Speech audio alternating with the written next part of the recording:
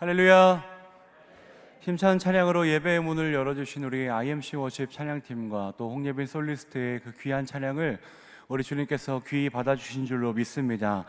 또한 이 저녁에도 우리가 있어야 할 이 성전에 모여서 말씀을 사모하시는 모든 성도님들에게 우리 주님이 예비하신 은혜들이 충만하시기를 간절히 소망합니다. 지난주에는 속장 MT가 있었습니다. 저는 교구 담당은 아니었기 때문에 갈 수나 있을까 생각하고 있었는데 감사하게도 저를 껴주셔가지고 특별히 튤립 축제를 함께 다녀오게 되었습니다. 이제 막 예쁜 꽃들을 보면서 사진도 찍고 풍경들을 보면서 이 마음의 힐링을 하고 있는데 어떤 한 권사님께서 제가 있는 곳으로 다가오셔서 저와 함께 있었던 담임 목사님께 이렇게 이야기를 했습니다. 목사님, 꽃이 너무 예뻐요. 꽃이 알맹이도 크고 또 비가 오니까 얼마나 새롭게 보이는지 마음이 너무 평안해지는 것 같아요. 이렇게 말씀을 하셨습니다. 그런데 담임 목사님께서 그 말씀을 딱 들으시자마자 뭐라고 하셨냐면 제가 서울에서 가져온 꽃이 더 예뻐요 라고 대답을 하시는 거 아니겠습니까? 서울에서 가져온 꽃은 우리 속장님들을 의미하셨던 말씀이었습니다. 제가 그 말씀을 딱 들었는데 목회란 이런 거구나.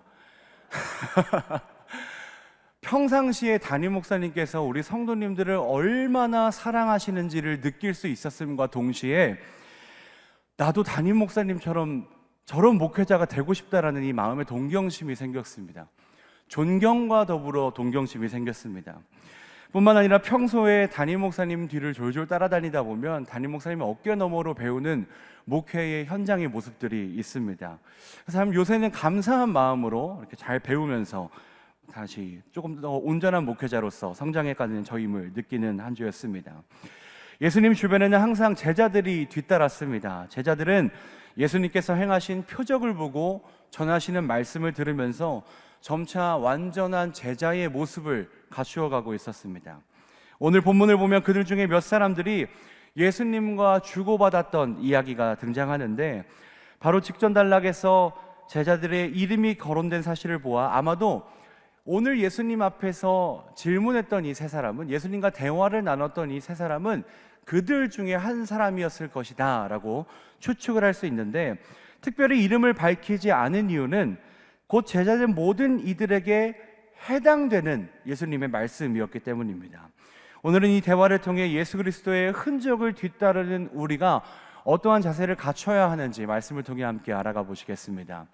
예수님을 따르는 우리가 갖춰야 할 자세는 첫 번째로 결단이 필요합니다. 우리 본문 57절과 58절의 말씀을 합독하시겠습니다. 시작. 길 가실 때에 어떤 사람이 여짜오되 어디로 가시든지 나는 따르리이다.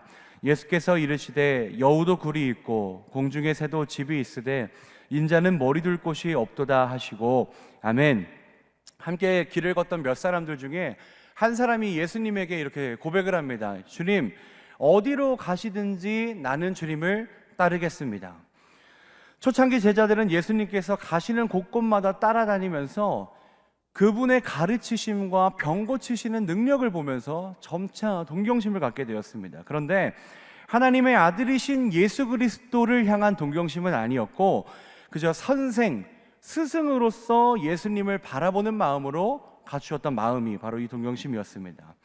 베드로가 주는 그리스도시요 살아계신 하나님의 아들이시니라 라고 고백하기 전까지는 이 제자들이 예수님에 대하여 선생이라고 지칭한 부분과 바다를 잠잠케 하신 예수님의 모습을 보고 그가 과연 누구인가 라고 기록된 말씀들이 이 내용을 뒷받침해 줍니다. 그러나 점차 능력을 행하시고 권위 있는 말씀을 선포하시는 예수님을 경험하면서 주님을 그리스도로 인식하게 되었고 이제는 하나님의 아들이시자 왕으로 오신 예수님을 따라다니기 시작했습니다.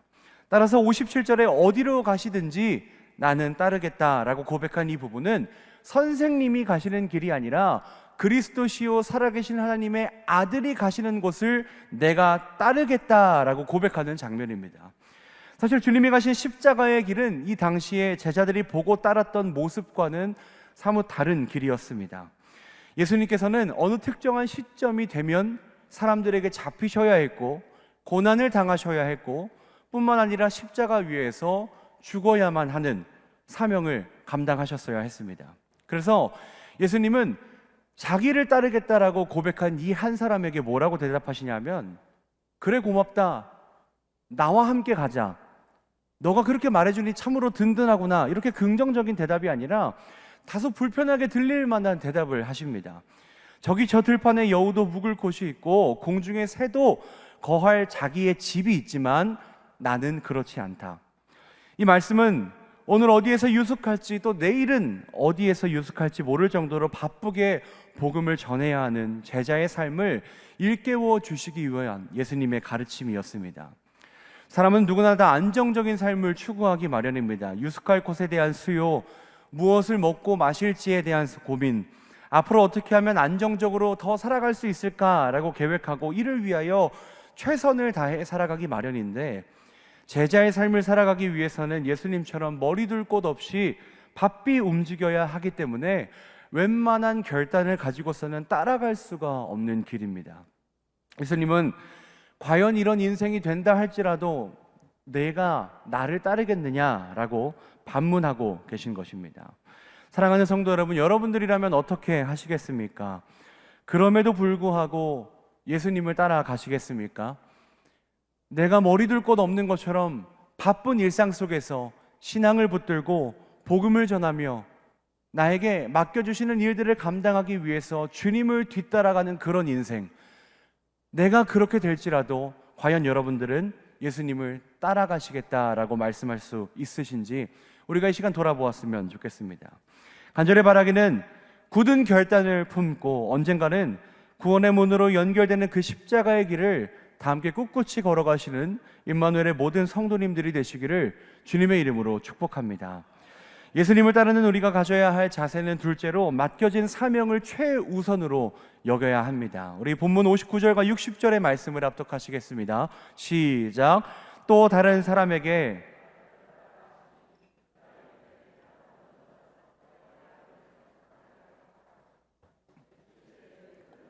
자기의 죽은 자들을 장사하게 하고 너는 가서 하나님 나라를 전파하라 하시고. 아멘. 지난주에 제가 한 링커와 대화를 하는데 이 취업 준비에 필요한 스케줄과 교회 행사의 스케줄이 겹쳐서 과연 둘 중에 뭘 선택해야 될지 너무 큰 고민이 된다라는 이야기를 털어놓았습니다. 제가 털어놓은 것은 아니고 그 링커가 고민이 된다라는 이 이야기를 꺼냈습니다. 제가 뭐라고 대답했을 것 같습니까? 제가 그래도 목사인데 같이 가야지, 그래도 그렇지 아무리 세상 일이 중요해도 교회 행사 같이 가야지, 이렇게 말하지 않고 정말 깊이 고민을 하다가 취업 준비에 필요한 그 스케줄에 참여하라는 이야기를 했습니다.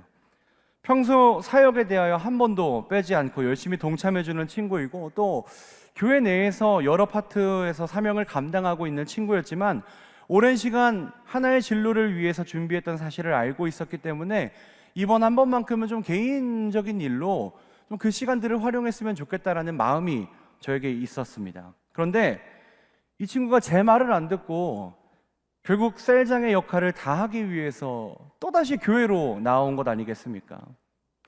하여간 저는 참 훌륭한 링커들과 목회하고 있는 행복한 목사임을 느꼈습니다. 반드시 주님께서 그 인생을 책임져 주실 줄로 믿습니다. 59절 말씀해 보니까 예수님이 또 다른 사람에게 나를 따라오라 라고 말씀을 하십니다. 그런데 이 사람이 주님, 내가 먼저 가서 내 아버지의 장례를 치르고 그리고 나서 주님을 뒤따르겠습니다 라고 고백합니다. 싫은데요? 안 할래요. 전 하지 않겠습니다 라고 말한 것이 아닙니다. 내가 먼저 할 일을 좀 하고 와서 그 다음에 주님을 따르겠습니다 라고 이야기했습니다. 사실 제가 예수님의 입장이었으면 야 그래, 평소에 열심히 했으니까 평생 나랑 이제 앞으로 함께 해야 되니까 이번만큼은 가서 좀 너가 할 일 좀 돌아보고 와, 이렇게 말했을 것 같은데 예수님께서는 그렇게 말씀하시지 않았습니다. 죽은 자들로 아버지를 장사하게 하고 너는 지금 하나님의 나라를 전파하는 것에 몰두해라 라는 답변을 늘어놓으셨습니다. 이 말씀은 십자가의 길을 가기 위해서 인륜을 저버릴 만큼 인륜을 저버리고 나서 십자가의 길을 따라오라라는 이야기가 아닙니다. 제자들에게 맡겨진 사명이 모든 삶의 순위 가운데에서 최우선순위가 되어야 한다는 가르침을 담은 이야기입니다. 살아가다 보면 우리가 신앙생활하는 것 이외에도 내가 부모로서, 사회 구성원으로서 해야 될 일들이 있습니다. 중요한 것은 내가 어떤 위치에서 살아가든지 간에 그 자리에서 성도로서의 사명을 감당해야 한다는 사실입니다. 여러분, 성도에게 맡겨진 사명이 무엇입니까? 하나님의 나라를 전파하는 일입니다. 예수님께서는 자기를 따르는 자들은 육적인 일보다 이 영적인 일에 더욱더 힘을 써서 이 영적인 사명에 대하여, 영적인 사역에 대하여 가장 최우선으로 둘 것을 오늘 이 말씀을 통해서 우리에게 강조해주고 계십니다. 사랑하는 성도 여러분, 바라기는 여러분들이 살아가고 계시는 모든 삶의 자리 가운데에서 주님이 맡기신 사명을 가장 최우선으로 여기시는 믿음의 사람들이 되시기를 주님의 이름으로 축복합니다. 복음을 나의 말과 행동으로, 나의 온몸으로 전하시면서 하나님의 영광을 드러내는 그런 인생이 될 때에 우리는 내가 제자라 말할 수 있을 것입니다. 사명을 위하여 살아가는 이들의 인생은 우리 주님이 책임져 주시고 보호해 주시고 대대손손 형통하게 하시는 은혜를 베풀어 주실 줄로 믿습니다. 하나님께서 이미 말씀을 통해서 우리에게 약속해 주시지 않았습니까? 하나님의 말씀대로 살아가는 이들에게 한량없는 축복을 내려주시겠다라고 말씀하셨습니다. 그 말씀이 우리의 삶 가운데에서 성취되는 역사가 여러분들의 삶에 보여지시기를 다시 한 번 더 주님의 이름으로 축복합니다. 예수님을 따르는 우리가 가져야 할 자세는 세 번째로 하나님 나라를 향해 우리의 시선을 고정해야 합니다. 우리 본문 61절과 62절의 말씀 함께 읽겠습니다. 시작. 또 다른 사람이 이르되 주여 내가 주를 따르겠나이다마는 나로 먼저 내 가족을 작별하게 허락하소서. 예수께서 이르시되 손에 쟁기를 잡고 뒤를 돌아보는 자는 하나님의 나라에 합당하지 아니하니라 하시니라. 아멘. 마지막 세 번째 사람은 첫 번째에서 소개하는 인물과 같이 먼저 주님을 따르겠다라고 말합니다. 다만 제자로 살아가기에 앞서 가족들과 작별할 수 있도록 허락해달라는 요청을 합니다. 어찌 보면 이 사람은 그래도 이 가족들과 작별하고자 하는 만큼의 굳은 결단도 있고 예수님의 길을 따라가겠다라는 사명감도 있어 보입니다. 그러나 여기에는 숨겨진 의미가 있습니다. 61절의 말씀을 원어 그대로 가져와서 이 의미를 살펴보면 이런 이야기가 됩니다. 내가 남자 가족들에게 가서 작별하게 하소서. 내가 남자인 가족들에게 가서 작별을 허락받게 하여 주옵소서. 이게 원어의 뜻을 가장 잘 살린 의미입니다. 당시 시대적 문화는 남성 중심 사상이었기 때문에 가정사의 결정권은 그 가정의 가장 연장자이자 남성에게 할당되어져 있었습니다. 그런데 만약에 이 사람이 집으로 돌아가서 작별을 고하는 중에 그 가정에서 반대한다면 발목을 잡히는 상황이 발생할 수도 있었던 사건이었습니다. 그래서 그때 예수님께서 뭐라고 말씀하시냐면 손에 쟁기를 잡고 뒤를 돌아보는 자는 하나님의 나라에 합당하지 않다라고 말씀하십니다. 이 말은 유대 속담을 비유로 한 말인데 일할 사람이 손에 쟁기까지 들고서 뒤를 돌아보느라 마땅히 해야 할 일을 하지 못하는 사람들을 일컫는 이 속담을 근거로 제자된 삶을 위해서는, 예수님의 길을 함께 걸어가기 위해서는 지난날의 나의 삶도, 세상에 미련을 두는 일도 결코 허용되지 않는다라는 말씀을 이 속담을 인용해서 말씀해 주시고 있는 것입니다. 여러분, 우리의 시선은 뒤를 돌아보는 시선이 아니라 늘 앞서가시는 주님께로 향해야 될 줄로 믿습니다. 그리고 그 앞서가시는 주님께서 향하시는 하나님의 나라 가운데 우리의 시선을 고정해야 될 줄로 믿습니다. 이미 예수님께서 우리의 손 가운데 쟁기를 쥐어주셨는데 뒤를 돌아보느라 우리가 마땅히 걸어가야 할 길을 걸어가지 못하고 해야 할 일을 하지 못한다면 우리는 하나님 나라에 합당하지 못한 자가 되어버리고 말 것입니다. 바라기는 주님이 가신 길을 온전히 뒤따라가며 오직 하나님의 나라에 우리의 시선을 고정하여 나아가시는 임마누엘의 모든 성도님들이 되시기를 간절히 소망합니다. 갈 바를 알지 못해도 하나님의 명령에 따라 앞으로 나아간 아브라함처럼 정처 없이 거닐지라도 주님의 명령만을 따라서 앞으로 나아갔던 제자들처럼 하나님 나라에 합당한 자들의 모습을 갖추시고 날마다 우리 주님 앞에 크게 쓰임 받으시는 임마누엘의 모든 성도님들이 되시기를 주님의 이름으로 축복합니다. 오늘 우리는 누가복음 9장의 말씀을 통해서 예수님께 배우고 예수님을 따라가야 할 제자들이 갖추어야 할 모습에 대해서 함께 알아보았습니다. 예수님께서는 자기를 따라오려는 이들에게 자기 삶을 돌보지 못할지라도, 사명을 위해 나의 모든 것을 내려놓게 될지라도, 세상의 미련을 다 버리면서까지 나를 따라오겠느냐라고 그 사람들에게 질문하셨습니다. 이 말씀은 비단 이 사람들에게 뿐만 아니라 오늘 이 저녁에도 함께 예배하시면서 예수님이 가신 그 길을 따라가고자 결단하시는 여러분들에게도 재반문하고 계시는 예수님의 질문입니다. 여러분, 그럼에도 불구하고 예수님께서 가시는 길을 따라가시겠습니까? 별로 안 따라가실 것 같아서 앞으로 많은 변화가 있기를 간절히 소망합니다. 오직 우리가 주님만을 따라가겠노라 라는 그 굳은 결단, 맡겨진 사명을 내 삶에서 그 무엇보다 최우선 순위로 삼겠노라 라는 그 결단, 하나님 나라를 향해 걸어가는 동안 결코 뒤로 돌아보지 않겠다라고 이 마음속으로 하게 되는 그 굳은 결단을 통해서 참된 제자의 길을 걸어가시는 여러분들이 되시기를 소망합니다. 우리가 예수님을 따라서 그 구원의 길을 온전히 따라가다 보면 언젠가는 우리에게 하나님 나라의 문이 활짝 열리고 우리는 그 영광에 함께 참여하게 될 줄로 믿습니다. 우리 임마누엘 교회가 이 제자들의 반열 중에서도 가장 앞서 나아가며 모든 교회들 중에서 가장 모범적인 교회로 세워지는 은혜가 오늘 이 말씀을 듣고 결단하시면서 모든 삶의 최우선순위를 하나님 나라의 사명으로 여기시고 굳은 결단으로 주님의 나라까지 나아가시는 여러분들을 통해 일어나시기를 주님의 이름으로 축복합니다. 함께 기도하시겠습니다.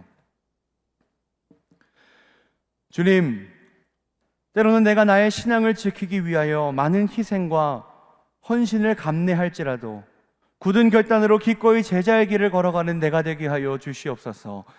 세상의 일에 우선순위를 두지 않고 오직 맡겨진 사명을 위하여 최선을 다하는 우리가 되게 하여 주시옵소서. 뒤를 돌아보지 않고 오직 십자가의 도를 걸어가며 하나님의 능력을 경험하는 우리 교회가 되게 하여 주시옵소서.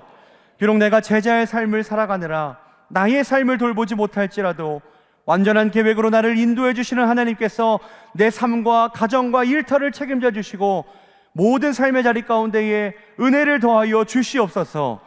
이번 주 우리 임마누엘 교회는 자녀들의 손을 잡고 진심으로 사랑한다라고 고백하겠다 결단하였습니다. 나를 먼저 자녀 삼아 주시고 예수 그리스도를 통하여 사랑을 확증시켜 주신 은혜를 기억하며 우리 자녀들의 손을 잡고 주님의 사랑을 입술로 고백할 수 있는 우리가 되게 하여 주시옵소서. 그리하여 우리 가정 가운데 하나님의 나라가 세워지게 하시고 구원의 길을 함께 걸어가는 은혜를 입게 하여 주시옵소서.